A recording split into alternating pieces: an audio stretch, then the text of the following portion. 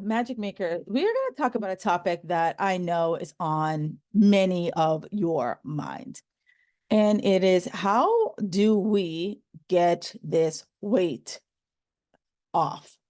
And for many of us, it feels like an uphill battle, feels like an uphill grind, struggle, so forth. So today I've created a fat loss blueprint for those of us who are over 45, women of a certain age, if you will. And it's, how do we uh, age gracefully, but also lose this damn weight?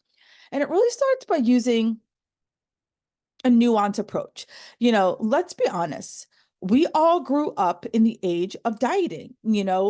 You go to, back in the day when you bought magazines, any magazine would tell you about the latest celebrity, how they lost, 400 pounds doing jumping jacks or eating, Special K or Slim Fast, like all the things, every now it's like you scroll through social media and you have all these like 20 something influencers telling you, all I did was Pilates and the weight just fell off. And you're just like, bullshit. Like, I've done that and it doesn't fucking work.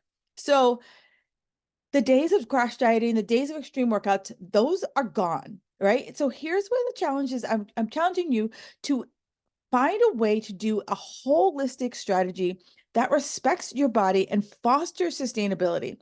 Because the ultimate thing is sustainability. And I see it all the time. People who your nutrition falls apart, your workouts fall apart, and you're like, I just have to find something harder. Let's just be clear. If harder worked, why would you need to go even harder? Okay.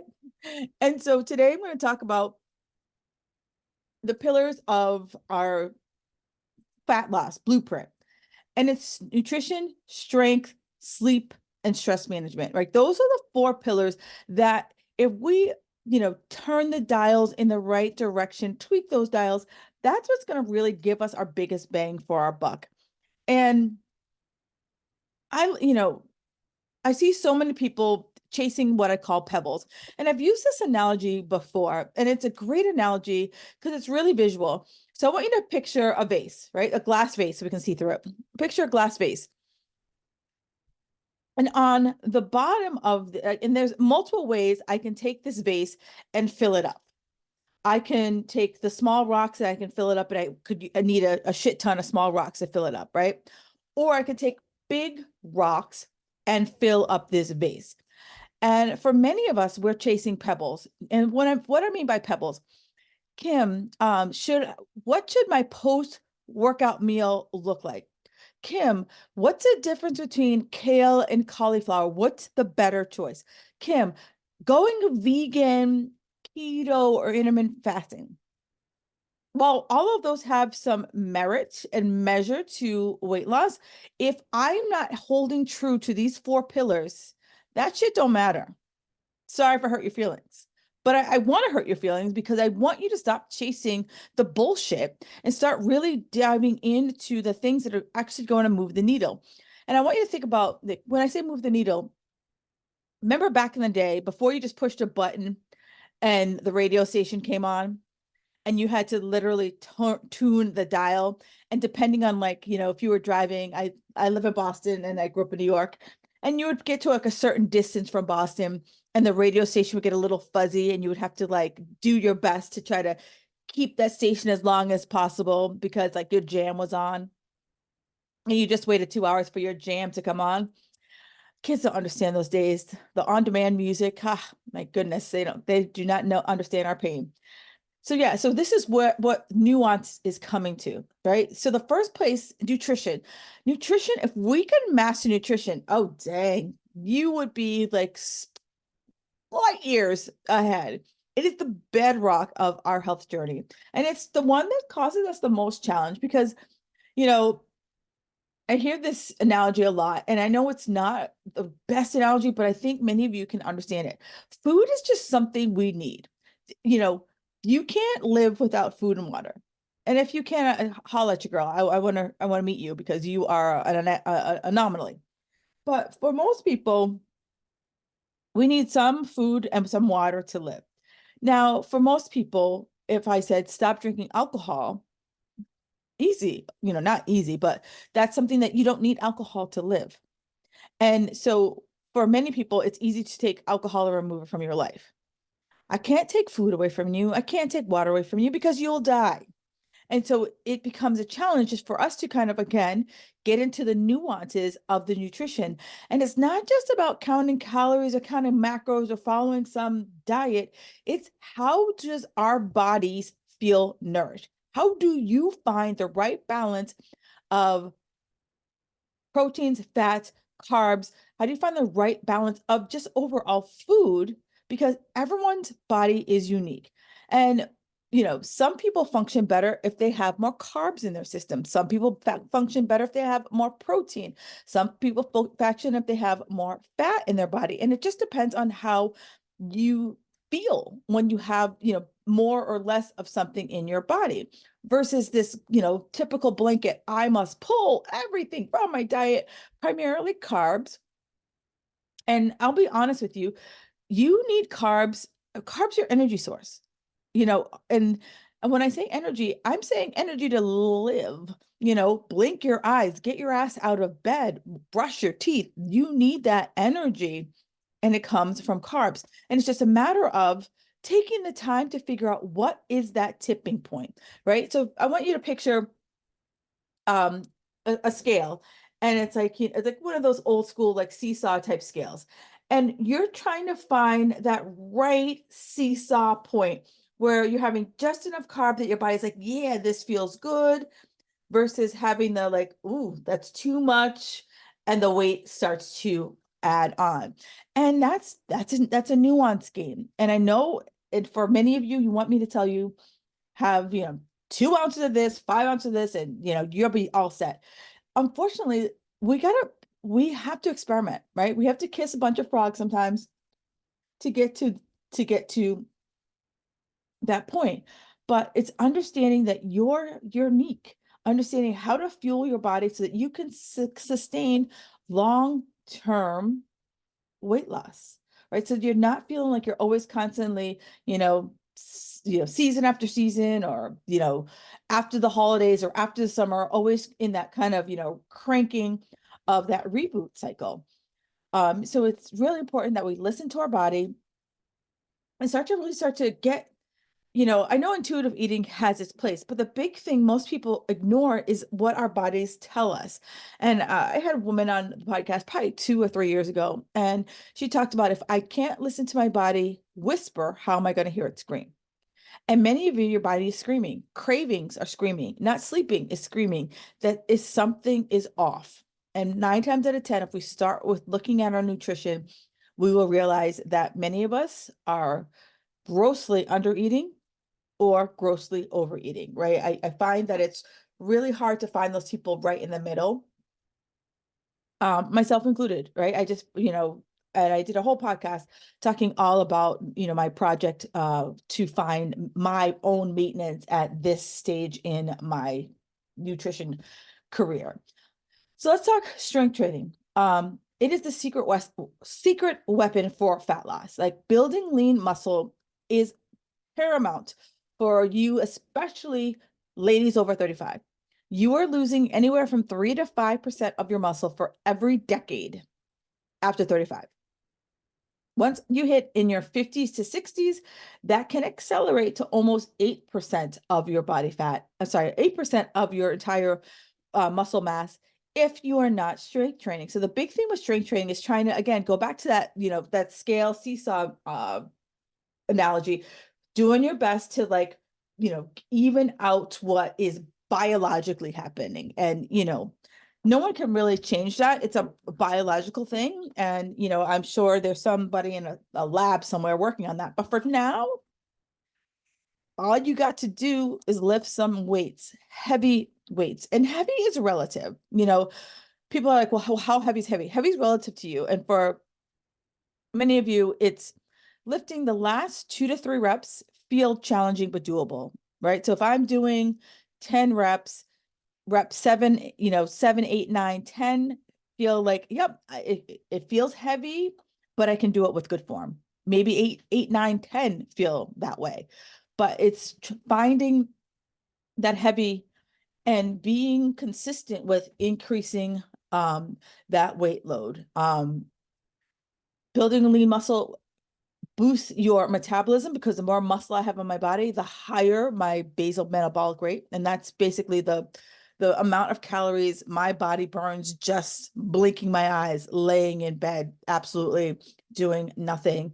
And the thing with strength training is that I can't be going on Pinterest and finding a bunch of random ass workouts or someone I follow on social media. The big thing here is to follow a targeted workout with progressive overload that works with your body over time. You know, in my Fit Girl Magic Society, I programmed for a year, and actually we're coming up on a year, and I'm rewriting the workouts for 12 months from now. So there is a progressive load that we have a few months that we're doing hypertrophy, which is building muscle. We have a few months that we're working on endurance. We have a few months that we are just working on, you know, getting up our metabolic rate, so that there is a method to the madness, and it's like an undulating periodization here, so that for the, you know, varying goals that I have in the Fit Girl Magic Society, I'm able to hit people where they are in whatever goal that they might be having for their own personal physique. So magic makers, right? So fat loss isn't just about setting pounds, it's about reclaiming our confidence, you know, being able to look in the mirror and feel confident in the outfit that you're wearing. Look at them, go into your closet and not be like, oh my God, I hope this fits, because that is just absolutely painful. Or going shopping and being like, do I have to find 4 different sizes here? Because I got nothing here. It's like, how do we lose the weight and start to feel and live our best life, right? Who doesn't want to live their best life? Um, I know I do, and that's what I'm chasing now. You know, the thing now is that I'm no longer chasing skinny. I'm chasing longevity. I am chasing that I want to be that person who's 90 years old and they're like, she doesn't have a cane. I'm being that person who, when I travel, I'll need your help getting my bag up into the overhead compartment. Being that person who just feels good, that I don't get out of bed and my back's like, girlfriend, just just lay down, succumb to the pain. All right. So as you are, you know, doing this, you know, the periodized workouts versus the constantly varying workouts really ensures that you make continuous improvement into your physique and prevent the plateaus. And if you can look in the mirror and say, you know what, the workouts that I've been doing have been absolutely fabulous. I'm starting to see physique changes, provided you've been consistent with your nutrition, because I see it all the time. People go to the gym and they freaking crush the workout. And I'm like, what's your nutrition like? And they're like, well, I will tell you, they always say abs are made in the kitchen. Your body composition is on your fork. Your body composition is on your fork. I don't care. You can't outrun the fork. I don't care who you are. I mean, unless you're that person who has like a redonkulous metabolism. And if you have a redonkulous metabolism, you probably ain't listening to me. But if you don't, if you're not blessed with that, girlfriend, I am not either. Keep listening. Now, these two are here. I'm going to talk about that I feel are the most important, yet the most underappreciated. And the first one, sleep. I don't know how many of you just don't go to fuck to sleep. Sorry, not sorry, right? Before I go into sleep, let me take a step back. I did skip on one part. Rest days. I am a card carrying member of the anti-rest day. You know, I for decades I was like, rest day, I'll sleep when I'm dead. And I didn't take a rest day. And now I look back and I'm like, no wonder I was always exhausted. I was always sore. I really couldn't make a lot of gains in my lifts. And I never, if I took a rest day, it was because I had like an overlapping, you know, family responsibility or work trip or something like that. And I was pissed. I was like, I can't go to the gym. Like, what the hell? Like, my whole world was wrapped around the gym. Like, My days revolved around when I was going to work out and when I was going to eat. That was how my life was for a really long time. Sad to admit that. And rest day are important. I have 2 rest days a week. My rest day is on Tuesdays and on Fridays. And I challenge every one of you to at least have at least 1 to 2 rest days every single week. And on a rest day, it's not like I'm going to go to yoga, right? That's not a rest day. Unless you're doing like this, it's called yin yoga, and you literally are holding a position for like 1 to 3 minutes, right? So it's very, very gentle, relaxing. It's not going to hot yoga for 90 minutes and doing all the advanced handstands and back bends and all that other stuff that you do in a yoga class. The only other thing on a rest day, a nice like gentle walk, like you barely break a sweat unless it happens to be 900 degrees outside. Those are rest day activities. Reading, just catching up, playing with your animals, playing with your children. Those are nice rest day activities.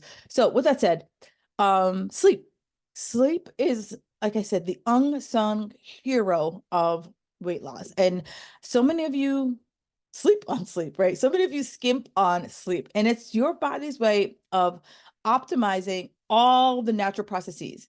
So I used to work at a hotel, and we used to have what was called closing the day. And so around, so all day long, people were, checking in and out of the hotel. They were, getting stuff out of the mini bar. They were charging, food to their room or any other things you could charge to your room. They were doing all that all day. So at 2 a.m., our clock would stop. And that's when the official day ended, was 2 a.m. And the computer would flip the day and run all the charges that it had accumulated over the course of the previous day. So from 2:01 on Monday to 2:01 on Tuesday, all those charges were pushed out to all of the guests that were in the hotel. And that's what sleep does for you, right? It takes all of the systems that need just like a system reset or system reboot and gives you that reboot. Now, if the computer system didn't have an opportunity to fully run, and there were a couple of times that something happened that the computer couldn't fully run its system, that means some of the people got charged for stuff, some of the people didn't get charged for stuff. And if they had already checked out, we would have to send them a bill and chase them down for the money. So same thing with your body, right? If I don't get a full reset with a good night's sleep, at least 7 hours of sleep, things are going to go haywire. Hunger hormones, your metabolism starts to slow down. Workout feels like trash. And so that's why we need to focus on getting a good night's sleep. And for many of you, I see it all the time. Kim, I am just someone who works out at 5 a.m. Great, awesome, right? I know that's your identity. I'm an early morning workout too, but I count back. And on those mornings that I'm getting out of bed, you bet your bottom dollar, I have a bedtime. And I see it all the time, and I totally get it. I had a woman who, she's like, I want to spend the weekend with my family. Absolutely. I'm never going to take away your family time. But Monday through Friday, if there is, she would have like a late meeting or a kid didn't get to sleep and she's still trying to hustle to the gym at 5 a.m. I'm like, at some point you have to throw in the towel.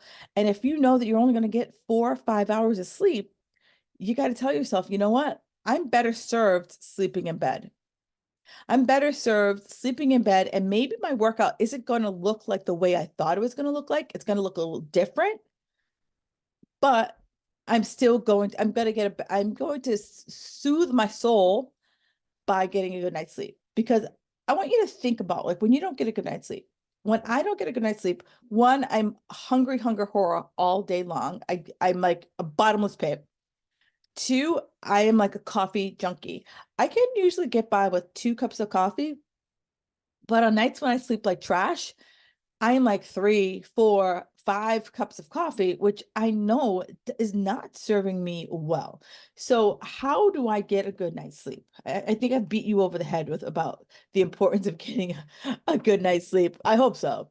So how do you get a good night's sleep? The big thing is that it starts with a sleep schedule, and it trying to be as consistent as possible, trying to stay within an hour of when you go to bed. So if I typically go to bed somewhere between like 10 and 10:30, and staying that way. And on a weekend, I might push it to like 11, maybe 11:30 if I'm getting a little jiggy with myself.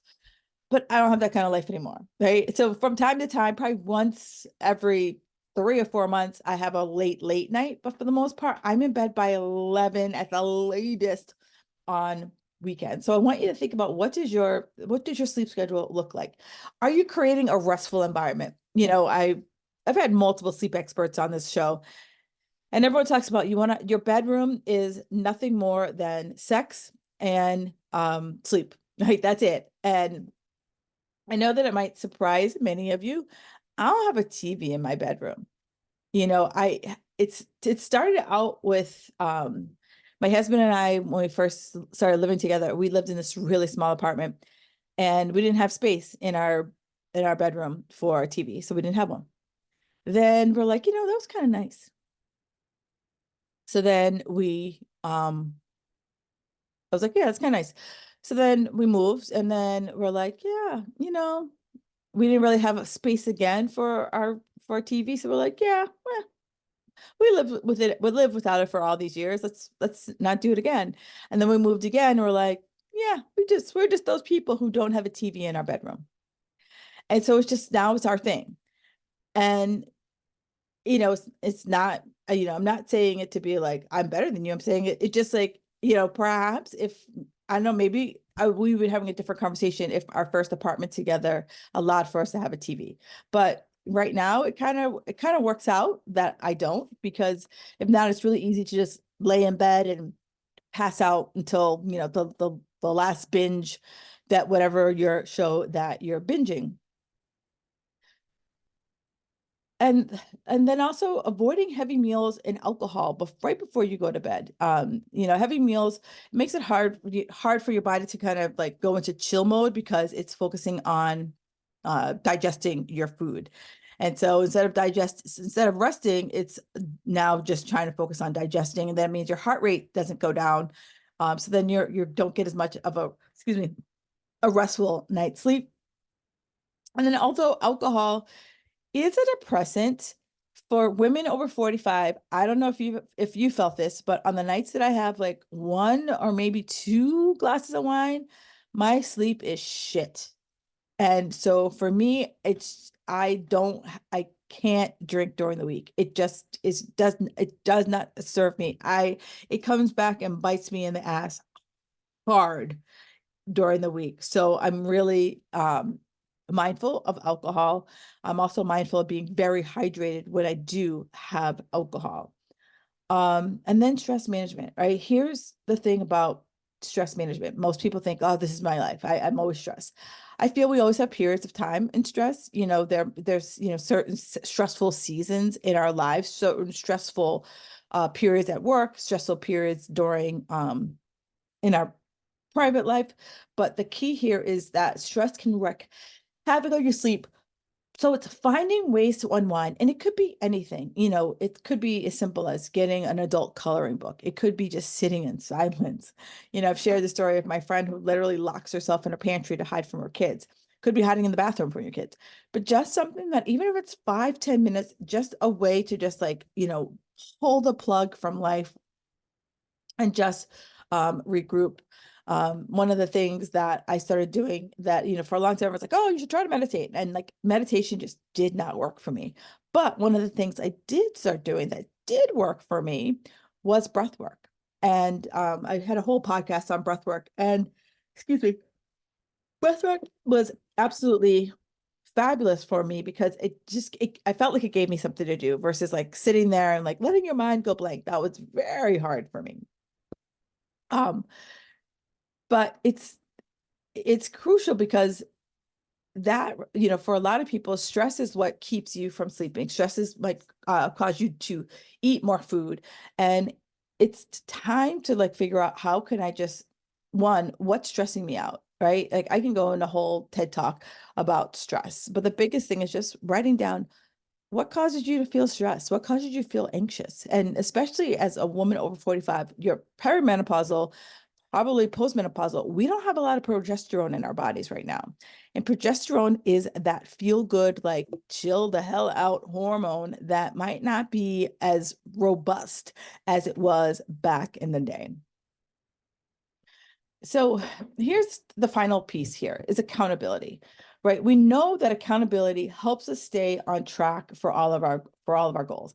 And I rattled off a bunch of things. And right now, my all or nothingers are like, hey, Kim said sleep and strength training and nutrition. And you're like, I got, you've already started creating a checklist, a spreadsheet for a spreadsheet. But here's where I'm going to ask you to ask yourself, right? I want you to create a weekly accountability plan, but that's something that works for you, not hitting all the things. Like right now, like if you're someone who just keeps tripping over their own feet, and that's okay, how do we stop tripping over our own feet? How do we stop feeling bad about tripping over our own feet? And trust me, it ain't going hard. It's not promising us that Monday is going to be this magic day, because Monday's never a magic day. And you don't have to wait till Monday to start. You can start on Wednesday, you can start on Thursday. But I encourage my clients to sit down every single week and write down a weekly accountability plan for themselves. And so it starts with good, better, best. What will make a good week, what will make a better week, and what will make a best week. And I say it by the week because I can look at the week and I can say, all right, what's going on this week? And at our age, 9 times out of 10, our weeks are pretty much pre-scheduled, right? We know what's happening, what's going on. Gone are the days that someone's like, hey girl, you want to go to the bar tonight? Like that just doesn't really happen. If that happens to you, rock on with your bad self. You have a great social life. But that doesn't really happen for us that much, right? We know like where am I shuttling the kids to? We know if I'm traveling for work. We know what's happening this week. And we could go in and say, okay, these are the days I know for sure I can work out. That's my good week. Now, if things go well, could I throw in this day or that day or so forth, right? So instead of us trying to say, oh, if the stars align, this is the week's going to be. No, it's like, hey, for me, like I know that I can easily work out on Monday, Wednesday. Actually, this week's a little tricky for me. So I have a early morning appointment on Thursday, which is normally a workout day. I'm subbing for someone on Thursday night, and I typically work out on Friday. So it's like, okay, am I gonna get up on Friday and work out? I don't know because I'm working late and I might want to sleep in. So I'm like, so Friday's going to be a maybe depending on how I feel. And then Thursday's completely out. So it's like, okay, so now my Tuesday becomes my workout day because Thursday is definitely out and Friday is a maybe. So that's why a weekly plan works. So in my mind, a good week is working out 3 days a week. And this week is probably going to be a good week. And I'm going to let myself off the hook if I don't get a fourth or a fifth day in. And that's where you have to kind of say to yourself, you know what? It's not because I'm laying in bed and I'm saying, screw it. It was like, you know what? I have an early morning doctor's appointment. And, I'm not going to get up at 5 a.m. Those days are over for me. I'm not going to get up at 5 a.m. So I'm going to call that a rest day. Friday depends on how I feel. And I'm not going to push myself into a workout if I'm tired. I'm getting up at the crack of dawn to go to an appointment. I'm working late Thursday night, and depending on how I feel, it's a TBD for Friday morning. So I want you to start thinking about like those kind of things. So good, better, best. And as you do this, right, you just, as I've given you a bunch of things to think about, I want you to think to yourself, like, what feels good for you, right? If I sit down and write my weekly accountability, does it feel good to go to the gym 3 times a week? And be specific, like I'm going to go on Monday, Tuesday, Wednesday. That's when I'm going to go to the gym. And I have a workout that's already ready to go. This is what I'm going to do versus like going to the gym and just, walking around feeling like you're bumping into walls. Getting 8 hours of sleep, I'm going to bed, 3 nights a week at 8 o'clock, right? Whatever it is, so that we have specific measurable goals. And if you take an old school, like, calendar and crisscross every time you hit it, it just gives you that reinforcement, like, okay, I'm getting shit done for me right now. But here's the thing, right? It is okay to stumble. Life happens. Life is always going to happen. So just tell yourself that life is always going to happen. I just talked about my week. Life happens, right? Thursday, busy day for me. Boom. That's just how life is going to be. But tell yourself, like, you know, it's okay to miss a day. It's okay to have a tough week. It's perfectly fine. It's just, how do we work around those weeks? And if a week is just like a shit week, then it's a shit week. And we're like, okay, how can I plan better for the next shit week? Because a shit week always throws its way into your life. And so as I wrap up this podcast, it's like, the goal isn't about how like amazing we could be at a goal. It's but not about how many calories I can count or just hitting the gym. It's like, how can I be realistic about these goals, right? No one's losing 10 pounds in 10 days. That ship has sailed. If you're over 40, you've been on about 65 diets. Your body's like, girlfriend, I know exactly what you're trying to do, and I ain't giving it to you. So we have to just ask ourselves, how do I find a way to nourish my body, have great, effective workouts, restful sleep, and manage my stress? And it's taking it one step at a time, celebrating the wins and learning from the bumps in the road. And you got this. You absolutely have this. I have faith in you. And if you want a copy of everything I talked about, I've created a ultimate fat loss guide for women over 45. Do me a favor, hop over into the show notes and I will make sure you get a copy.